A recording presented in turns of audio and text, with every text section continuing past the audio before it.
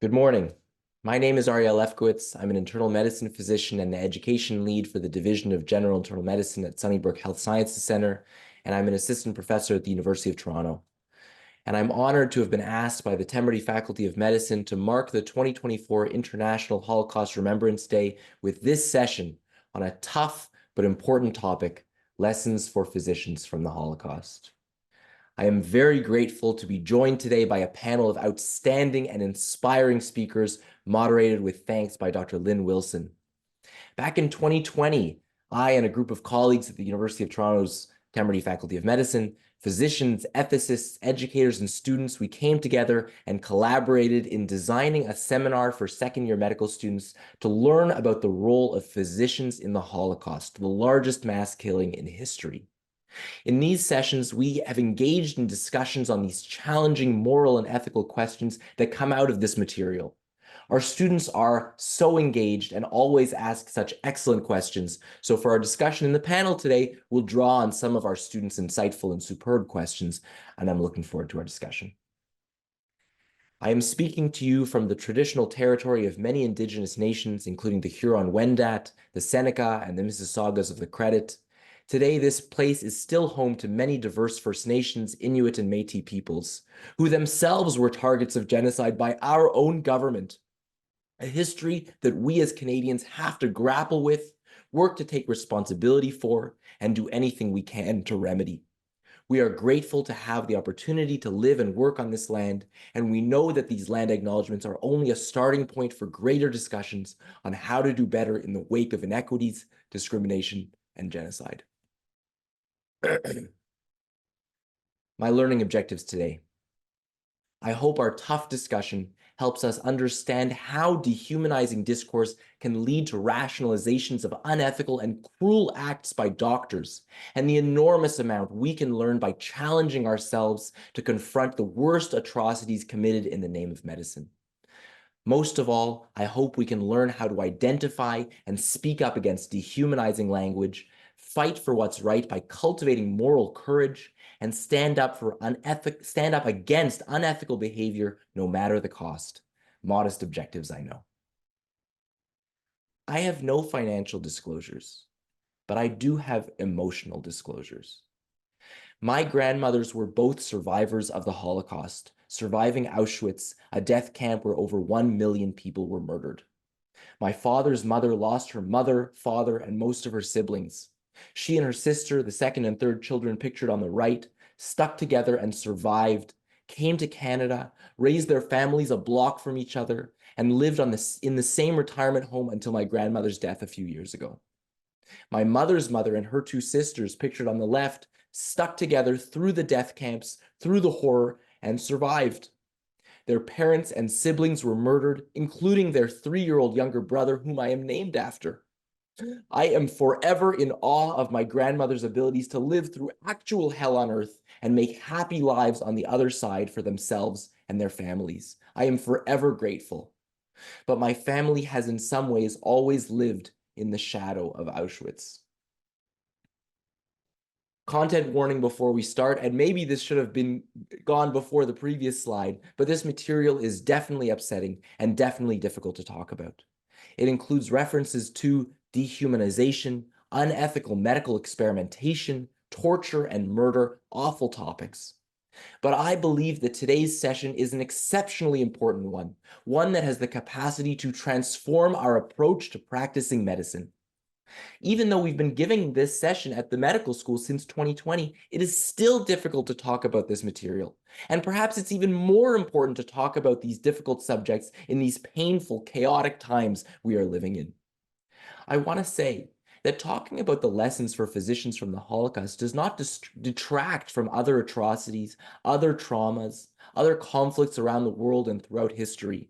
We are living at a moment of great conflict and pain around the world, and I hope that this session will allow us to take lessons from the Holocaust and other atrocities in order to be better physicians and people, kinder to one another, and more reflective in what we do every day. First question. Wasn't the Holocaust a long time ago, too long ago to learn from, too long ago to be relevant to us and our lives? The short answer is no. The longer answer: this is more recent than William Osler and the invention of penicillin and the influenza pandemic of 1918. If Anne Frank, whose diary of hiding from the Nazis became famous after she died in a German concentration camp, if she were alive today, she would be the same age as Martin Luther King Jr. if he hadn't been assassinated. She'd also be the same age as James Hong, who played the grandfather in the fantastic movie Everything Ever All at Once that won Best Picture at the Oscars in 2022.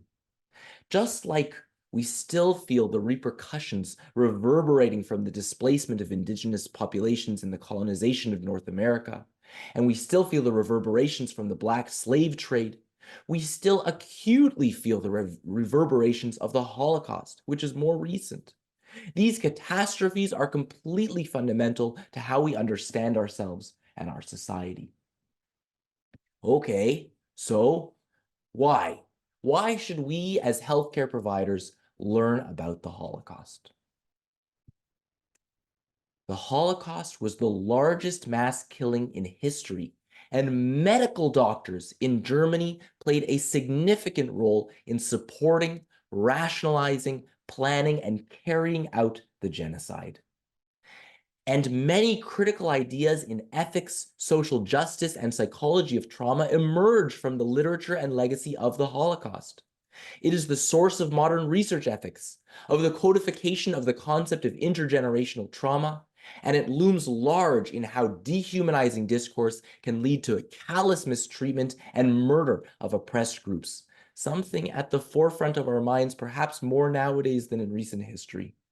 We'll come back to these lessons after we explore some historical background first. This material will make you uncomfortable.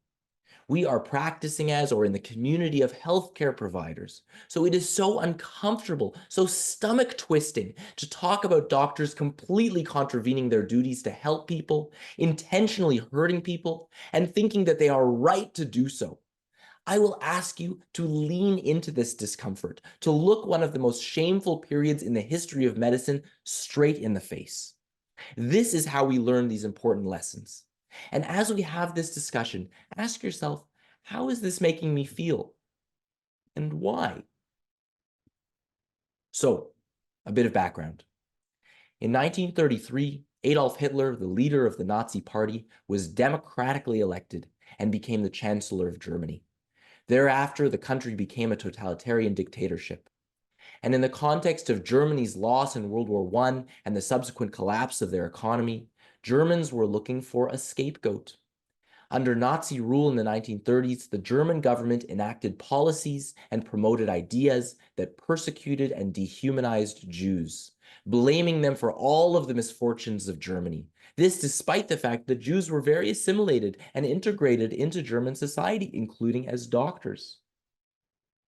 Nazis portrayed Jews as rats and subhumans, as parasites and viruses. This dehumanizing discourse made it easier to justify oppressing and murdering Jews.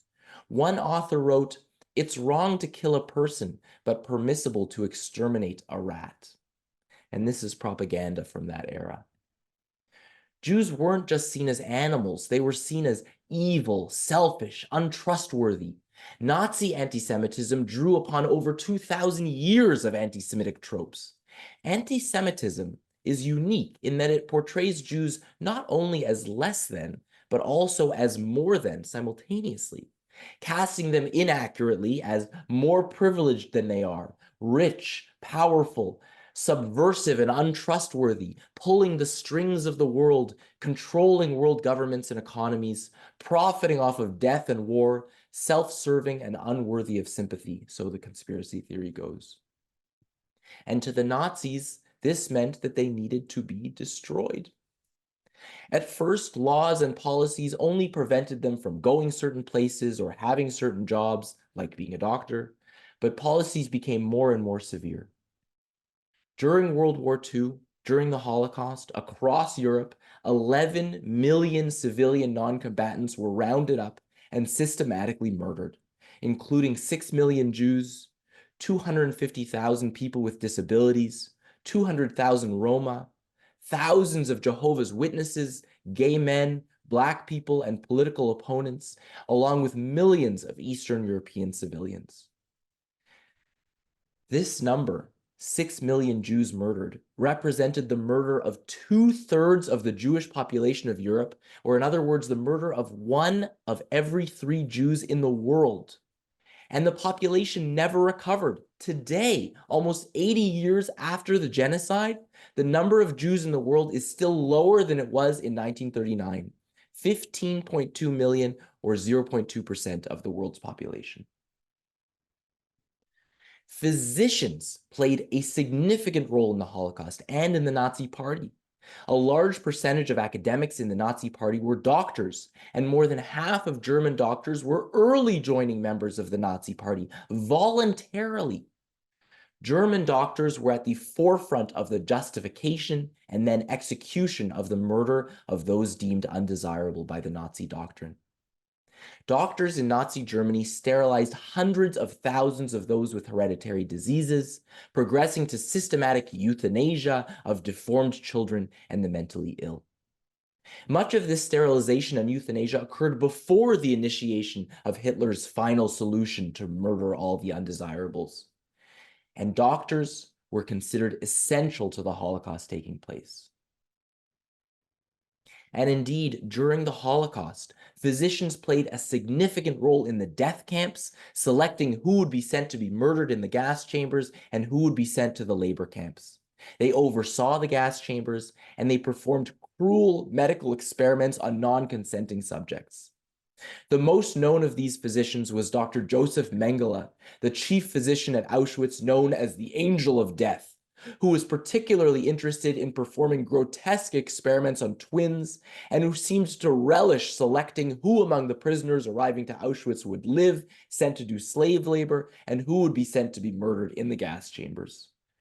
My grandmother and her sisters were selected by Mengele for slave labor, and the rest of her family he sent to die.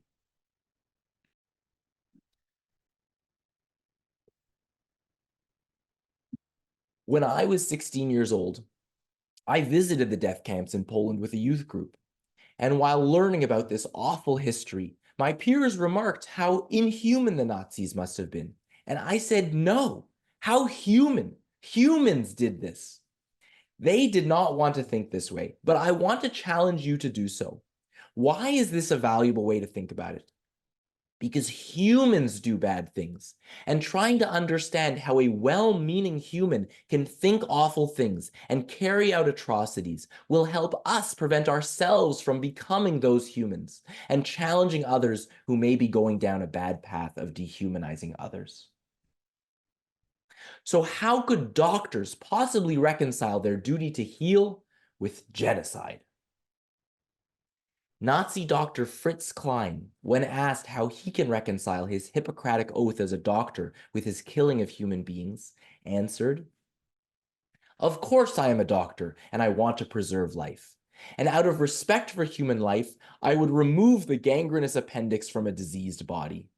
The Jew is the gangrenous appendix in the body of mankind." So you see how Nazi doctors justified their actions by referring to the common good of the German people. They believed that they were purifying and protecting the German populace from Jews whom they perceived as evil and a threat to German society. We want to think that these doctors that participated in this murder were just bloodthirsty killers with no moral compass, or that they were coerced and forced to do what they did. This is a very pervasive myth. In reality, many German physicians felt that they had a strong ethic and strongly felt that what they were doing was right.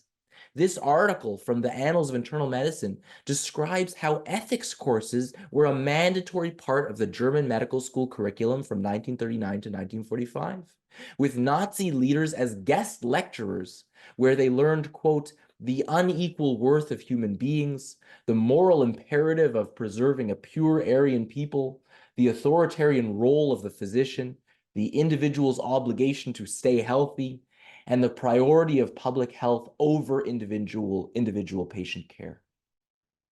Dr. Eugene Stahl was one such Nazi physician guest lecturer, and he spoke about his involvement in the murder of disabled children and adults for the good of greater society. on the ethics of this so-called euthanasia project. He said, "The fifth commandment, 'You shall not kill,' is not a commandment of God, but a Jewish fiction," he called it. The ethics of the Nazi physicians was not an absence of ethics, but an ethics, twisted science, twisted love of neighbor and country into an ethical system that facilitated physicians' ability to kill while assuaging their conscience. This is part of what makes the Holocaust so important for physicians to learn about, because as much as we might think we are immune, it is part of our human nature to be at risk of falling into similar traps.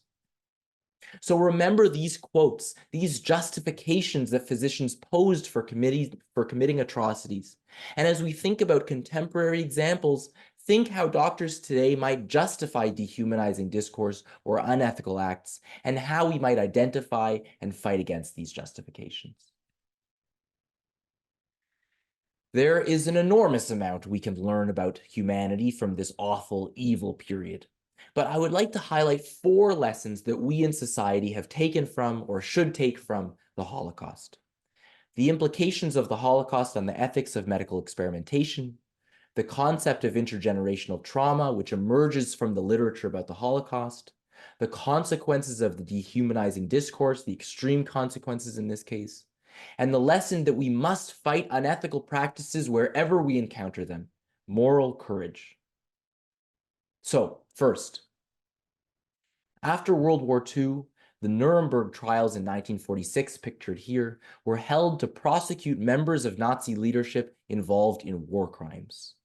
One of these trials was the doctor's trial, in which the world learned of the cruel and brutal experiments Nazi physicians carried out on human subjects. German physicians subjected people to oxygen deprivation, induction of gangrene in wounds, forcible ingestion of seawater, amputations, forced sterilizations. I will not continue this list. I will spare you. All on non-consenting subjects.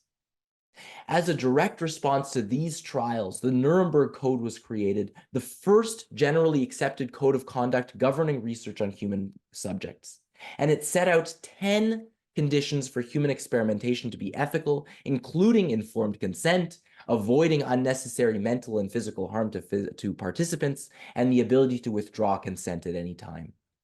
And the Nuremberg Code heavily informed the Declaration of Helsinki, which still guides the ethical conduct of medical experimentation today. So a huge impact.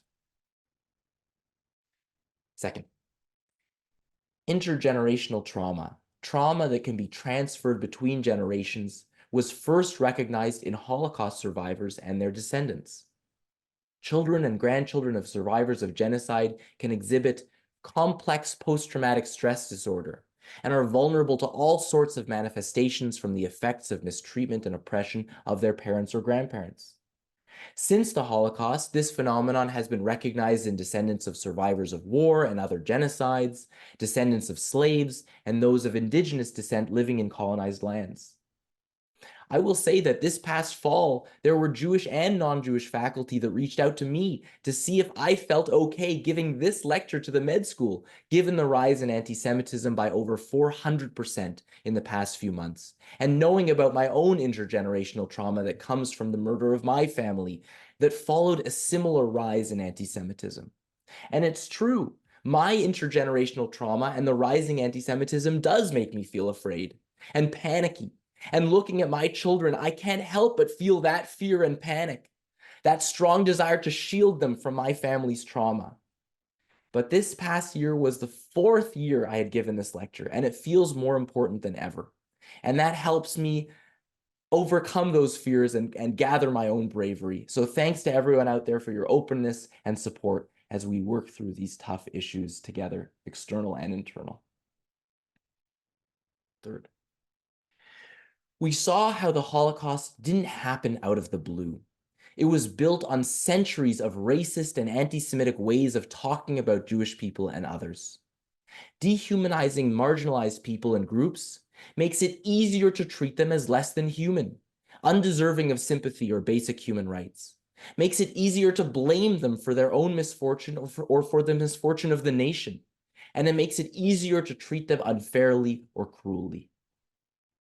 We see discourse that dehumanizes marginalized people today in myriad ways, treating poor people as at fault for their misfortune and less deserving of sympathy, blaming immigrants for a poor economy and enacting xenophobic laws and policies, casting people of color as dangerous, antisocial, and unworthy of sympathy, even when murdered by law enforcement.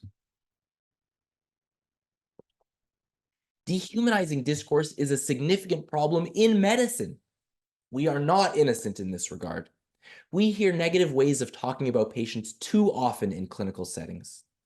Some patients are blamed for their conditions and therefore given less sympathy. For example, obese patients, smokers, or those with substance use issues being blamed for any medical problems they develop. Patients who are underhoused are often spoken about disparagingly, as unimportant or as blameworthy. Patients with cognitive issues are often discussed as less important than regular patients and less deserving of sympathy or excellent medical care. The elderly and those who don't speak English are often talked about as less important and may get worse care, and this is borne out in the literature.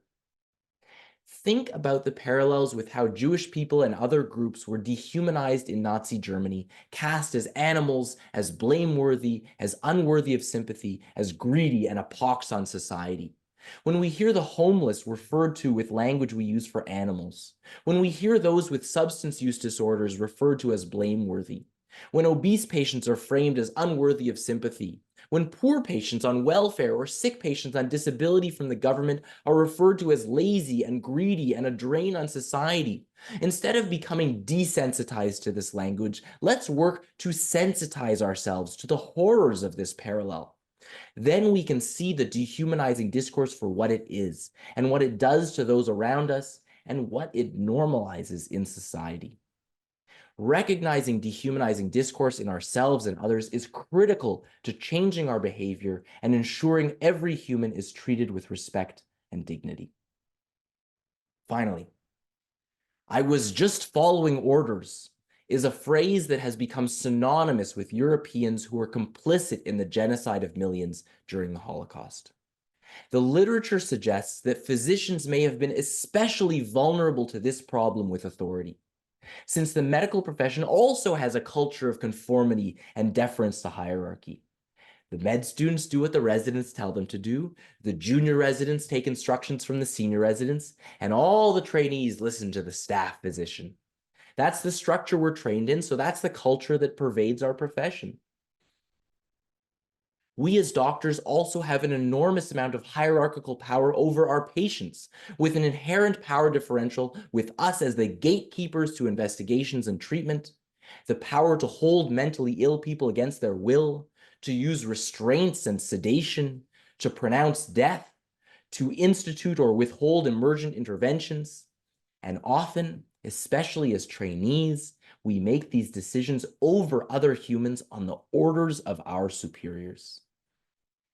Resisting unethical practices is about being able to see things as they really are, instead of taking our superiors' orders as the word of God.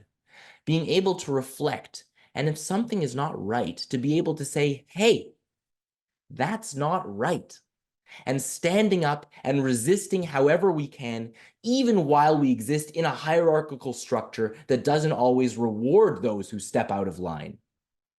That same feeling that the hierarchy of the military or of medicine or of society constrains what we can do or say, whether we can speak up and fight back, that was a huge factor in how the Holocaust was able to happen.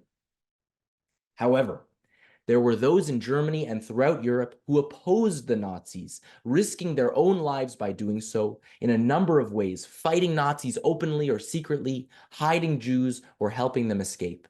And here's one such story of moral courage. So who out there has heard of Syndrome K? Has anyone read about it or heard of anyone with this syndrome, the signs and symptoms? I wouldn't think so. It doesn't exist. In Rome in 1943, when German soldiers started rounding up Italian Jews and sending them to concentration camps, most to their deaths, some Jews fled to a Catholic hospital across from the Jewish ghetto in Rome, Fate Bene Fratelli Hospital, pictured here on an island in the middle of the Tiber River. There, a group of doctors diagnosed them with a syndrome called Syndrome K, a fictional syndrome invented by Dr. Adriano Ossicini in order to communicate to other hospital staff that these were healthy Jews who needed to be hidden. When Nazi soldiers came to inspect the hospital, the patients with Syndrome K were instructed to cough, simulating tuberculosis and other infectious diseases, which scared the soldiers from checking on them. Dozens of Jews were saved in this way, including this family pictured here. Is it ethical and professional to make up a fake disease and trick government officials into thinking your patients have it? Maybe not. But you can see that when following orders means engaging in or being complicit in unethical behavior, fighting back, speaking up, or resisting in any way you can is the best thing you can possibly do. This idea of resisting, of doing things that ordinarily would be unethical or unprofessional, but in seemingly unimaginably awful circumstances in order to do good and save lives, is captured most viscerally in the story of Dr. Gisela Perl, a story that never fails to choke me up. Gisela Perl was a Hungarian Jewish doctor who grew up and practiced gynecology in the same small town that my grandmother grew up in Sziget. In 1944, when the Nazis invaded, Dr. Perl and her family were sent to Auschwitz. She was made to do slave labor there, while her husband, her son, and the rest of her extended family were murdered. When Dr. Mengele found out her medical specialty, he made her the gynecologist for all the prisoners of Auschwitz. She was given no instruments and practiced without any way of ensuring that her equipment was sterile. Dr. Mengele instructed her to report every pregnant woman to him personally, but she quickly learned that the Nazis were murdering anyone they learned was pregnant, beating them and cremating them alive. After that, she performed abortions for any woman she found out was pregnant, no matter how late in their pregnancy, knowing that the alternative was the death of the woman and her child. And heart-wrenchingly, sometimes she would have to kill the baby after delivery. She saved hundreds of women in this way, and herself survived to be liberated. She published a book of her experiences called I Was a Doctor in Auschwitz, was able to resume practicing medicine in the States as the only female obstetrician at her New York hospital, and reunited with her daughter in Israel. Before every delivery, she would say the same prayer: God, you owe me a life, a living baby. To me, she is a hero, a person and physician of unfathomable moral courage in unimaginably tough circumstances.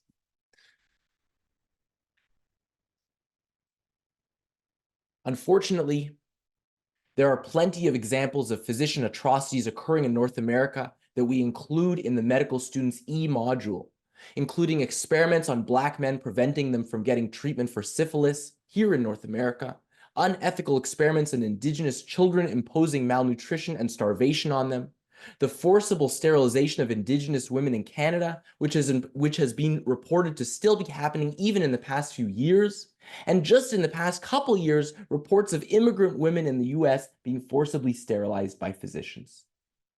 But it's not just in times of crisis or genocide that our moral courage is tested. In my sessions with the medical students, I ask them to consider what they might do if they are asked to do something unethical, for example, in clerkship. These cases are based on real occurrences in clinical settings. In case one, we ask them to imagine that suppose you are told by your attending to suture the eyebrow of a patient with Down syndrome. And when you object, saying you haven't done it before and it's in a very visible location, you're not sure you're the most appropriate person for the job, your attending tells you it's a great learning opportunity and not to worry about the cosmetic result since the patient has a developmental disorder and, quote, it's not like she's going to care. Case 2 describes being in a gynecologic surgery and being told by your senior resident to do a pelvic exam for learning purposes. When you object, saying you haven't gotten consent to do so, you're told they're sure the patient won't mind since she's unconscious, and your fellow medical student goes ahead and does the exam happily. These are not abstract cases. These are things that have been documented, that are likely still happening in Canadian hospitals, and all of us as healthcare practitioners are quite likely to find ourselves in a position where we may be witnessed to or told to do something unethical, and we'll have to fight for what's right. I know I have in my own practice. These are incredibly difficult situations to be in. What are actionable steps trainees and healthcare practitioners can take when faced with dehumanizing discourse and unethical behavior? Speak up and say, this is not okay. Stand up for what you believe in. Report unethical behavior. Ours, like most institutions, schools, and hospitals, have reporting mechanisms, ombudspersons, supportive supervisors, I hope, and ways of reporting abuse and mistreatment. Your moral courage may make all the difference. It takes putting yourself on the line, feeling that fear of repercussions, academic, professional, sometimes physical, and still doing what's right and fighting for those who cannot fight for themselves. We as a collective have the power to move mountains, but it takes an individual to have the courage to stand up and speak up, to be the kind of physician and person that you can be proud of being. How do we foster environments where people feel emboldened to speak up against power, to take these risks? By making our institutions places that reward and support people for speaking up, by making our peers feel supported, by all being people that speak up together for ourselves, for each other, for our patients. In general, how can we combat dehumanizing discourse towards patients? I encourage you to take professional responsibility for the welfare and rights of your patients. It's our job to make sure they are safe and well respected. Give patients a more active role in clinical decision-making. Make sure that they and their values drive all medical decisions. Promote a common identity with patients to de-emphasize boundaries and highlight their personal characteristics that humanize and distinguish them as people.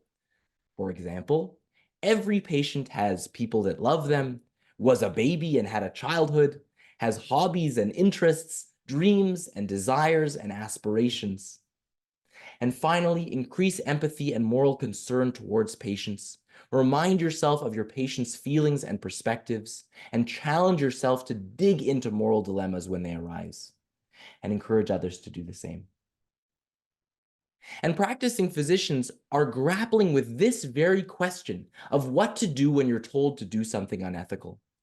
Caveat before we begin this discussion on abortion rights in the US, I'm not making judgments about people's beliefs about when life begins, but rather highlighting that no matter what one believes, our number one responsibility is to our patient and the patient in front of us. Since the right to have an abortion was repealed by the US Supreme Court, some physicians in the States are faced with having patients who have ectopic pregnancies or septic miscarriages, but are forbidden from performing an abortion until the patient is close to dying. These physicians are challenged with the decision between following the law and breaking their ethical responsibility to the patient in front of them, or doing what they believe is right to save their patient's life, but in doing so, breaking the law and potentially putting themselves in professional and legal jeopardy. But of course, reality is more complicated, and physicians were involved in drafting these restrictive laws. And there are physicians who have said that they don't mind if women die from ectopic pregnancies and septic miscarriages to accomplish what they view as a greater good for society. Statements that have a horrifying similarity to the twisted ethics we heard from the Nazi physicians earlier in the talk. This article from the New England Journal of Medicine from just a year ago outlines how physicians can band together and engage in civil disobedience to try to achieve change, not just through individual refusal to obey an unethical law, but through collective action, collective resistance, with the goal of saving their patients' lives and changing unjust policy. But I want to end with a moment of caution in these polarized times. We must always consider whether our strongly held convictions are actually misguided and hurtful to our communities and nearby communities. This humility is critical because sometimes we think we're taking a stand for what's right in what seems like a simplistic, cut and dried issue, but the world is not black and white, and most complex issues are gray. It is in this gray that we find the complexity and nuance to understand multiple perspectives. I urge you to reflect on who might be hurt in your nearby communities by actions and convictions you take up in the name of worldwide causes you believe in, and to seek other perspectives with humility.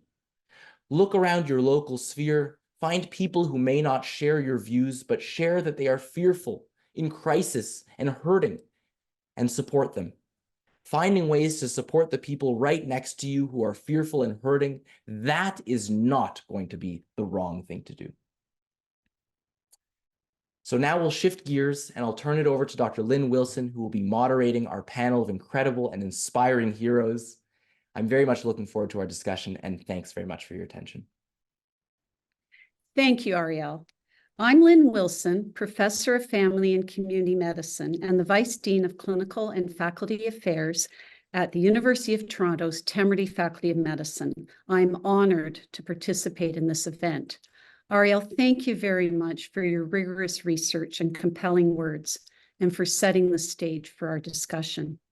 We're fortunate to have three inspiring speakers participating on our panel today: Dr. Lisa Anderman, Dr. Robert Fowler, and Mr. Pinchas Guter. I'm going to tell you a little bit about each of them. Lisa Anderman is a staff psychiatrist based at Mount Sinai Hospital in Toronto. She works with the Canadian Centre for Victims of Torture and the Northern Psychiatric Outreach Program, as well as the Toronto Addis Ababa Psychiatry Program. Lisa is the co-chair of the Advisory Council for EDIIA in Clinical Care for the Department of Psychiatry. Her parents are survivors of the Holocaust, and her maternal grandparents were doctors in Poland. Robert Fowler is a critical care physician, chief of the Trauma Critical Care Program at Toronto's Sunnybrook Health Sciences Centre, and the H. Barry Fairley Professor of Medicine at the University of Toronto. Rob's clinical and academic focus includes access and outcomes of care for critically ill patients and infection-related critical illness. He has assisted or worked with the World Health Organization during COVID-19, as well as during SARS, pandemic and avian influenza outbreaks, Middle East respiratory syndrome, and Ebola outbreaks in Guinea, Liberia, Sierra Leone, and the Democratic Republic of the Congo. Pinchas Guter is a Holocaust educator. Born in Poland, Pinchas survived the Holocaust, lived through the Warsaw Ghetto Uprising, and then survived the Majdanek death camp. His parents and sister were killed by the Nazis. His incredible story has been the subject of a number of films, and he was the inaugural participant in the Dimensions in Testimony project. Pinchas has been interviewed on 2020, and President Barack Obama quoted him in a speech at the Shoah Foundation 20th anniversary dinner. He served as a hospital chaplain for many years and worked at a number of Toronto hospitals, including Toronto General and Baycrest. Pinchas lives in Toronto and is a frequent lecturer, sharing his experiences during and after the Holocaust. And now it's time to hear from our panelists. We will start with a 5 to 7 minute overview from each of them, beginning with Dr. Anderman. So as you've just heard from Dr. Lefkowitz, it has been a very difficult past few months, and at times there are almost no words to describe what has been happening. But as physicians, we need to find those words to communicate and learn together and understand each other. It is truly an honor to be part of this panel and to speak to all of you as part of this important session. As a third-generation child of physicians in a medical family, I had some unique experiences and privileges growing up as I made career decisions around applying to medical school and residency, having accompanied my parents, who were well known in the neurology, epilepsy, and genetics fields, to conferences in lots of interesting places, and grew up knowing their international students, fellows, and colleagues, as well as friends who visited our home. I think some of these early international exposures must have also encouraged my academic interests in anthropology before attending medical school. But all of these things almost didn't happen because of World War II and anti-Semitism. I have reflected a lot about this privilege in my position as co-chair of the Advisory Council for EDIIA in Clinical Care, which I started in the spring of 2020, and wondered how this would be received at a time when many Black, Indigenous, and people of color were having difficulties entering academia and health professions in Canada, and the Black Lives Matter movement was taking over the streets of Toronto and the world. Our council has continued to work on advocacy and improving access to clinical care for equity-seeking populations since that time, and will continue to do so. So let me tell you a little bit more about my story. I'm a first-generation Canadian born in Montreal. My maternal grandparents were psychiatrists, originally from Poland. They met while studying medicine, in German no less, at the University of Prague in Czechoslovakia in the 1930s. So we joke in my family that psychiatry skipped a generation. Working openly as doctors, even in the early years of Nazi-occupied Poland, allowed my grandparents to be spared because their medical skills were useful in treating typhus epidemics amongst the local Polish and Ukrainian population. But eventually, even that became unsafe and they had to go into hiding. My mother, who was born in Poland in 1939, at the very start of the war, came to Canada at age 8 from a displaced persons camp in Austria with her parents after being hidden in an underground bunker by a Ukrainian farmer in the countryside for almost 2 years to escape the Nazis. At the same age where my children were in daycare, starting elementary school, playing in the park and having birthday parties, my mother, her parents, her aunt, uncle, and their son were living in a damp, dark potato cellar for almost 2 years until Russian troops liberated the area. Despite having heard these stories all my life, when I really stop to think about it, these experiences are almost unimaginable to me. Despite having twice traveled back to the exact spot and finding the farm where they were hidden and meeting surviving relatives of the Ukrainian farmer's family, who were later recognized by the Yad Vashem Holocaust Museum in Israel as righteous among the nations. Since I first did this talk in 2020, war has returned to Europe again, and now this fall to the Middle East as well. Many of the places my family lived in Ukraine are now a war zone again, making it very hard to know whether I might ever be able to bring my own children to show them this part of their history, or to meet my husband's relatives who remain in Ukraine, or my own relatives in Israel.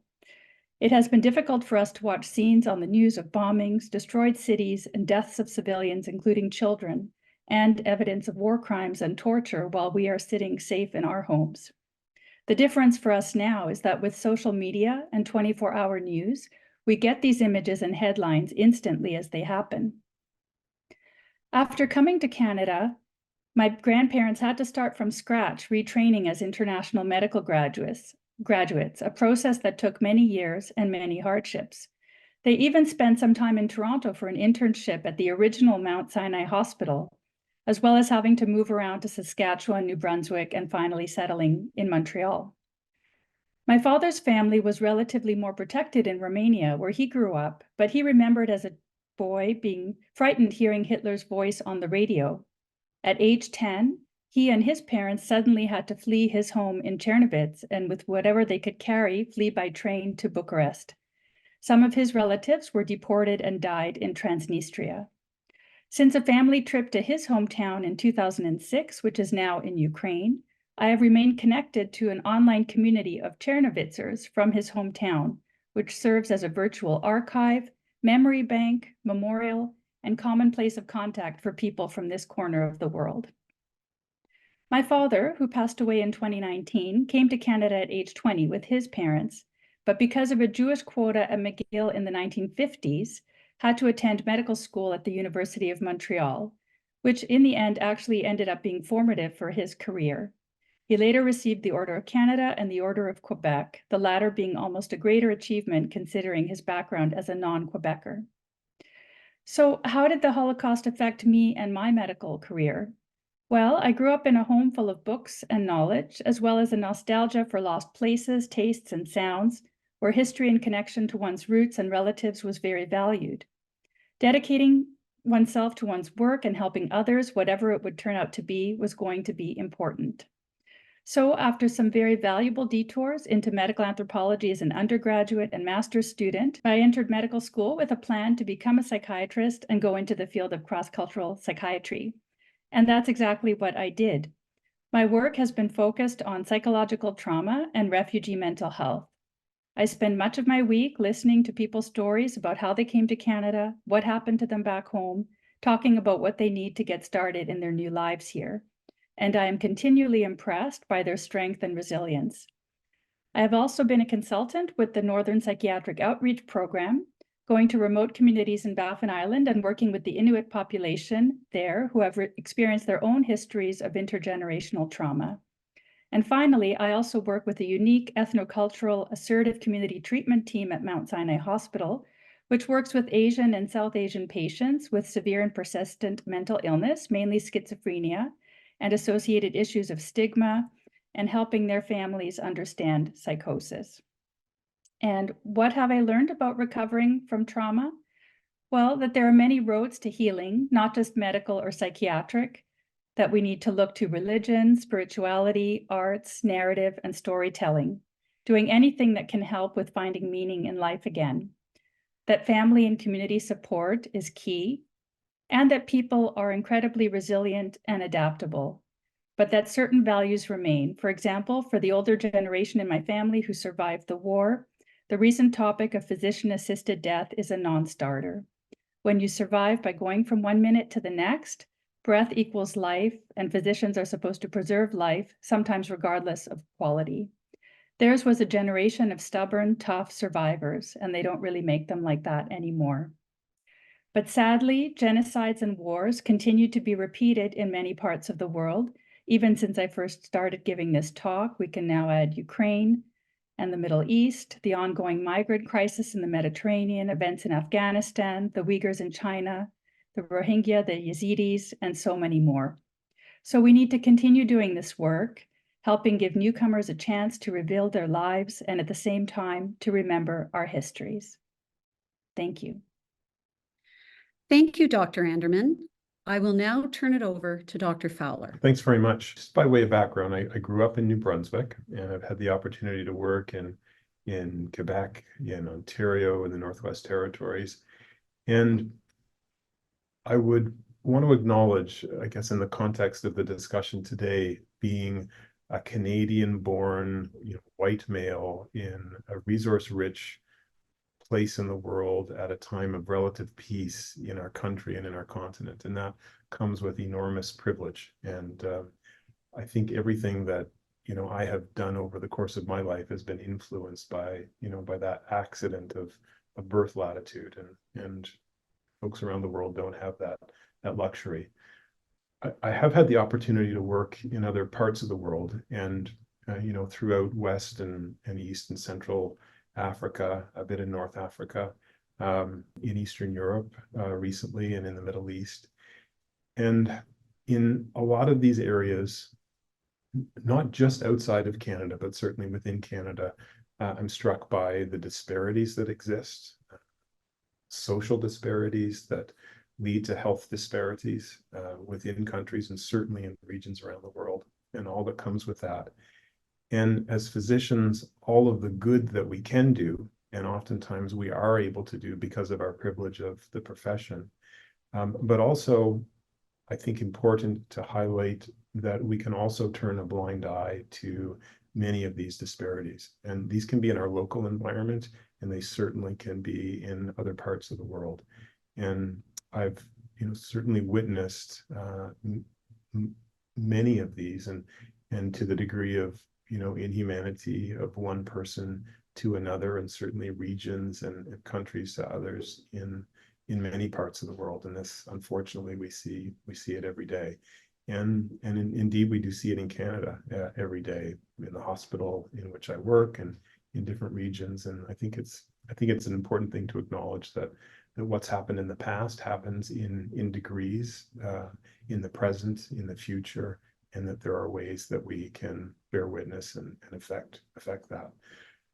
I do think as physicians, we have an enormous role to play nationally and globally in observing, in interpreting, in advising, and in bearing witness, if you want, words that are often used in the context of humanitarian care, and a phrase that MSF is prone to using. And I think we have enormous opportunities to do good with the profession, but it is something that requires attention and vigilance, both at home and abroad, to make sure that we are aware and to use our position for good every time that we can. Thank you, Dr. Fowler. And now we're going to hear from Mr. Guter. Thank you for inviting me. My name is Pinchas Guter, and I'm a Holocaust survivor. I'm not a medical doctor. I'm actually a nobody, because in the sense, I never went to school. I started, when the war finished, I was going on 13, and at the age of 14, I was sent to England, and I didn't want to depend on charity, so I started working when I was 14 years old. So I've done all kinds of things in my life, but since I've retired, and even before, I started mostly by educating people about what happened. So let me tell you a little bit about my life. I was born in Łódź, in Poland. I was going on 8 when the war started, and within no time at all, long before the guessing, long before the concentration camp, Jews started suffering immensely, and we ran away from Łódź because Łódź was going to be incorporated in the German Reich. They changed the name of Łódź into Litzmannstadt, and the province was changed into Westerbrück or something like that. And my father decided, he was beaten up badly already, right when the war was still on, and that we would go to Warsaw, which Warsaw was part of occupied Poland, with a governor. I spent 2.5 years in the Warsaw Ghetto. I was there a year in Warsaw before the Warsaw Ghetto was created, and then I spent a whole year, almost a whole year, while the deportations were going on to Treblinka and to mass murder. My father, who was a very simple man, he was a winemaker, he wasn't a hero at all, but he managed to become a hero during the war. He hid us, didn't trust the Germans at all, and we managed to stay alive until the 19th of April of 1943, and we were in a bunker, and then after 3 weeks of the uprising, we were discovered, and we were sent to the deportation place, and I'm not going to describe to you the place. It was a Jewish hospital and a Jewish place. They put you into a room we were there for almost 36 hours, no food, no water, no letting you out to any, everything you had to do in that place. It was an absolute apocalyptic hell right through, from the beginning of the Warsaw Ghetto right to the end. I was then sent to Majdanek, and I lost my parents and my twin sister there, and then I went through another 5 concentration camps with a death march, and then I finished up being liberated by the Russians in 1945 exactly on the day of the war ended, on the 8th of May 1945. Since I've come to Canada in 1985, and then I retired quite soon after that, I decided not to continue working. I've been doing a lot of education about the Holocaust, and not only about the Holocaust, about what is going on in the world. I've been 20 times back to Poland with all kinds of people from universities. It's called the March of Remembrance and Hope, and it's 95% of the people are from all different cultures, all different colors, all different religions. There are Muslims, there are Christians, there are Catholics, there are there are all, there are a few Jews also, but the majority of them, people doing their masters and their doctorates and so forth and so on, and I've been with Catholic clergy and so forth and so on, and especially I have had a great affinity to the indigenous people of Canada, because I felt that they have suffered a lot. They're not being recognized properly. They're still not being recognized. I know there's the Reconciliation Commission and there's all kinds of things, but we find more and more things going wrong. And I would like to read to you a letter which I got from a young woman who is a indigenous person, and she was on my trip. And some years ago, she never ever said a word. We had the briefings every night, and she never participated. But when we went back to Canada on the airport, she came up and she hugged me and she said, "I love you, Pinchas." She gave me a big hug and she gave me an envelope, which I put in my pocket and I read afterwards. So I would like to read you this. Pinchas, I know I have not spoken to you much, and you probably don't know my name, but I wish to tell you what you have done for me. Not long ago, an older man who was my boss raped me. He was violent, but he did not kill me. So I am lucky, I think. I felt, and I still feel sometimes, like he took away my power and something else that I didn't quite know how to say. I miss being happy. I came on this trip to show myself that there is much worse pain than what I have, so I can be helped.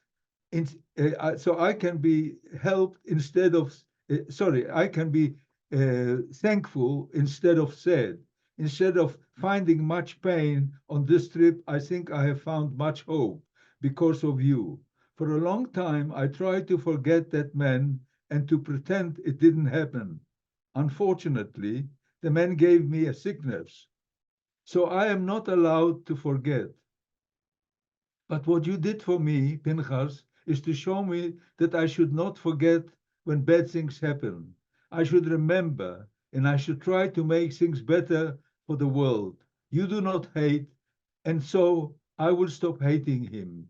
You said you think that people are all born good, and some become evil. Maybe somebody gave him pain, and so he felt like he needed to hurt me. Anyways, I'm still confused about what happened and what I feel.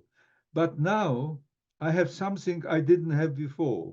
You gave me hope, Pinchas, and I will make the world better for you. Thank you, and I love you. And that's the end of the letter. And I feel that that's the most important thing is that, when indigenous people come to, they're doctors, they're doctors. I mean, when you think about it, that before Hitler came to power, more than 50% of the doctors, joined the Nazi party.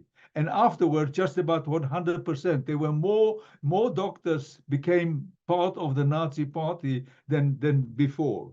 And the difference between the doctors in the Warsaw Ghetto. They did not have medicines, but they smuggled medicines. When I was sick with pneumonia, my mother managed to get a doctor who came and risked his life and got medicines, got medicines from outside, from the other side. I don't know how they did it. They did it by smuggling. And I became better and I managed to actually survive. So the thing is, there are doctors and there are doctors. And I hope, and I'm sure that at least the way I felt, the way I've been treated here, I've always been treated well. But I know that some people, especially I've been involved in legal aid clinics. So I've been involved in the legal aid clinics for indigenous people, and they complain a lot about when they come to hospital that they regarded as being drunkards and this and that and the other. They are street people. They're not really educated and so forth. And I feel that the doctors here should not discriminate. they should actually treat every person. And I hope, and I'm sure most of you do. And that's my prayer. Thank you very much for listening to me. Thank you so much, Pinhas, and also thank you to Lisa and Rob for sharing your powerful stories. You've given us a great deal to think about in terms of the roles we serve as physicians. And I have some questions for you, but I'd first like to ask Ariel a question. Ariel, given how unethical medical experimentation was during the Holocaust, how ethical is it to use these data today? It's a question that comes up a lot. It's one of those ethical dilemmas that challenge us. And I would say, having read a great deal about it, that in some ways, it's more of a thought experiment, because a lot of these data that come out of these medical experimentation are garbage, you'll forgive me, that a lot of them turned out to be cruelty for the sake of cruelty. Like, what did we get out of forcible ingestion of seawater or amputations? Not a lot. The data was garbage. The scientists were garbage, if you don't mind me saying. But it was interesting that in the wake of the Holocaust, some of the data were important. So, for example, the hypothermia data gave Allied nations information that they didn't have. And they struggled with how to contextualize those data. And if you ask the victims, the survivors of these medical experiments by these terrible Nazi doctors, they're split on the issue. Some of them say, yes, we should use the data, because otherwise, what was it all for? And there are others that say, no way, it was awful, it was unethical, it's going to encourage other people to do the same, get rid of it, don't touch it. And I think that that's where the tension lies. If we are going to, and I think to make it a useful question is to say, like, this is not going to be the last time we've heard of lousy doctors getting data in lousy ways. And I think that if people use the data, the consensus is that we have to contextualize it properly. We can't encourage other people to be unethical when we present it. We have to give credence to the victims of those experiments, those unwilling participants, to make their sacrifices worthwhile. And we have to hew very close to the ethics that we have derived from these horrible trials during the Holocaust, so that we can do better. Because the aim should not be to get science at any cost. We are humans first and foremost, and we have to treat each other as such. Thank you very much. Lisa, as you know, there are some healthcare workers that laud defensive dehumanization as a way of protecting oneself from becoming too emotionally invested in patients and then burnt out as a result. Can you tell us about this defense mechanism, and how do we make sure we don't let ourselves slip into unhealthy dehumanizing of patients? Thank you for that question. So one definition of defensive dehumanization is that it's a process through which people, healthcare workers, can down-regulate their emotional involvement with suffering others. So creating a distance between us and them, or us and the other. And I think it is very important to think about this when we're working with psychological trauma, that we have to think about a kind of Venn diagram that includes vicarious trauma from hearing the trauma stories of others, as well as a general sense of burnout with a work environment, overwork, and difficulties in the work environment, which is different than depression, and also thinking about compassion fatigue as the third piece of that.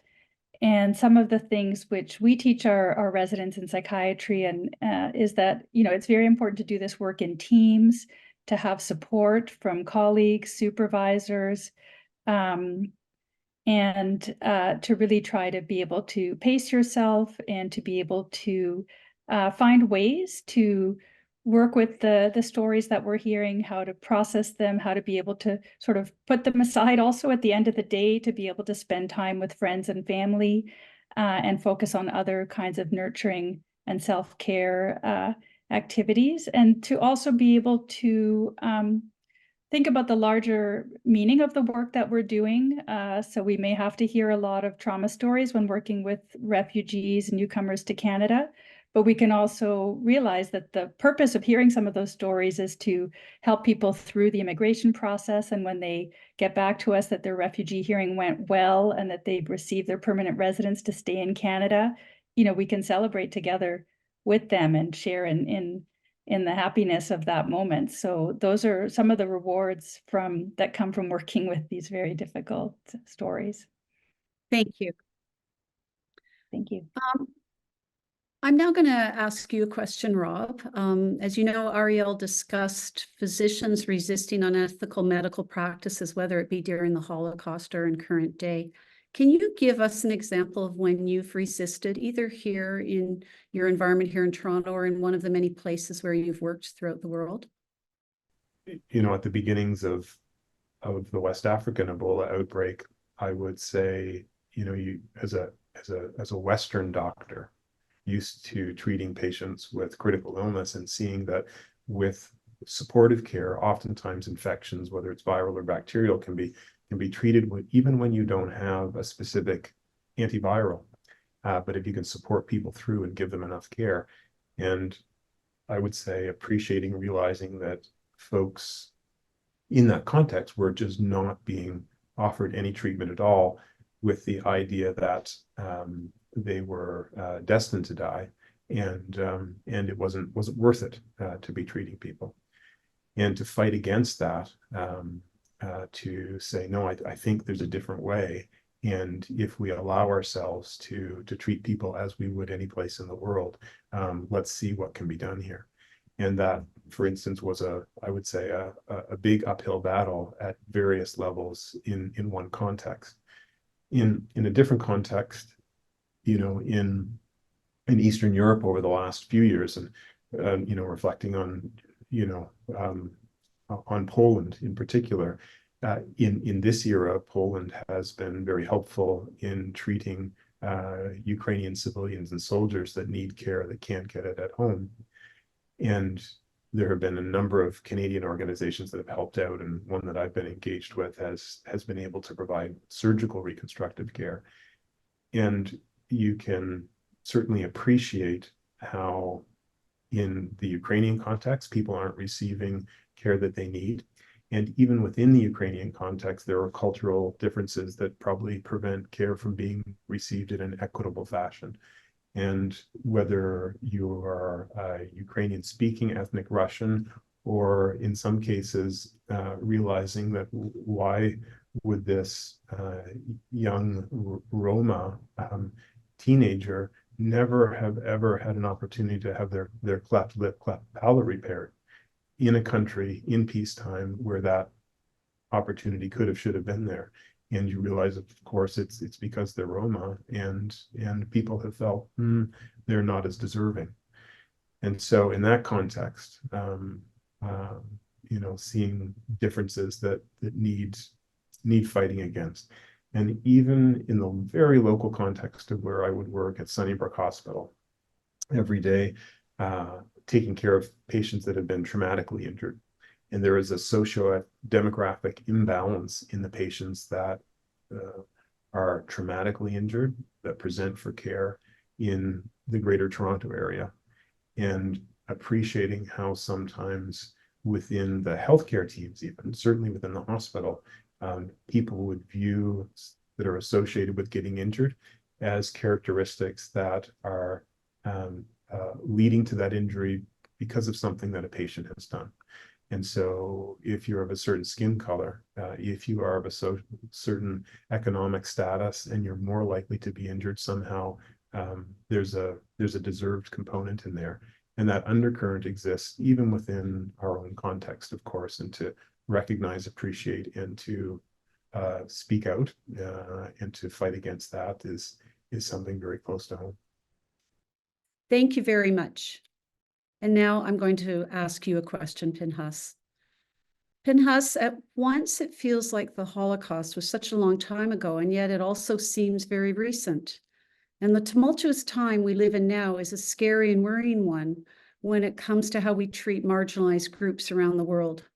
What would you like to tell our medical colleagues to do going forward that can help combat the worrying trends towards dehumanization in our communities and globally? So I would like doctors to remember that human beings are all the same. There's only one God. It doesn't matter, there's only one creator of the world. And I don't know whether it's a he or a she or a what, but the fact is it's only one. And we are all the same. We should be treated the same way. We have our own, we strive for the same things. We want to have wives, we want to have children, we want to have families, we want to be treated nicely, we want to have some happiness in our life. And if the doctors can do something, I'll give you an example. As you get older, and I worked as a chaplain at Mount Sinai for 25 years. I mean, as an honorary full-time chaplain, and I had access to the charts and everything else. And as people get older, and there were quite a lot of Holocaust survivors, they suffer more from it. And I know for myself personally that today I have dreams and things that actually I find it difficult to cope and difficult to actually deal with it. Fortunately for me, and with the help of Lisa, I approached Lisa to help me, and she gave me very good advice, and I am getting help now, and it's helping me a lot.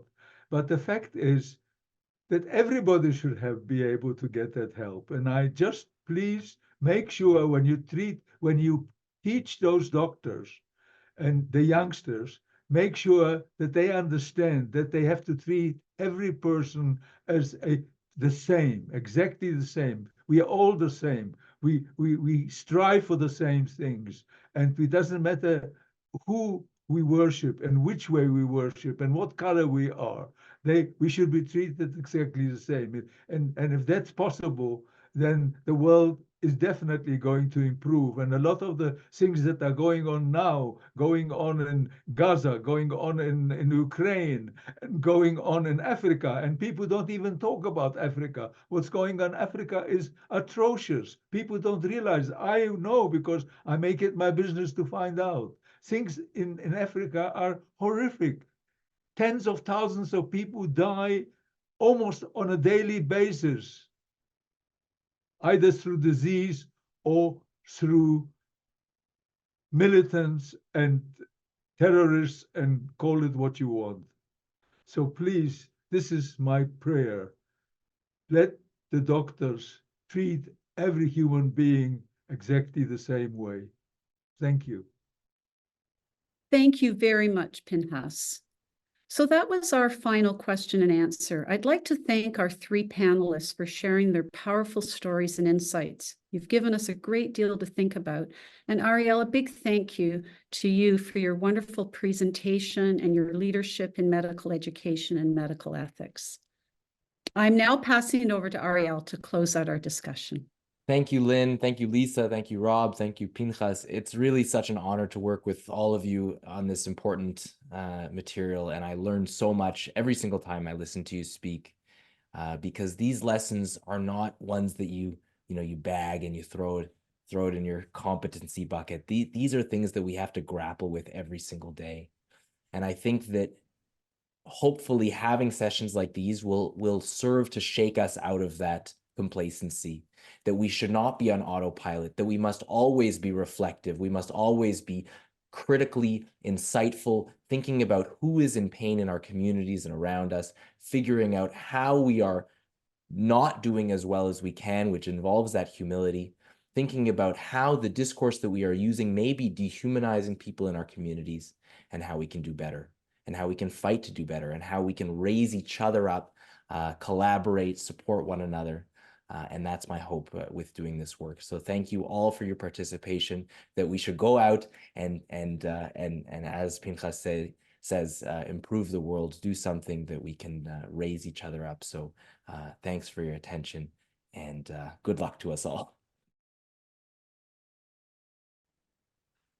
Jadą dzieci, jadą drogą, siostrzyczka i brat, i nawidzieć się nie mogą, jaki piękny świat. Jadą dzieci, jadą drogą, siostrzyczka i brat. I nawidzieć się nie mogą, jaki piękny świat.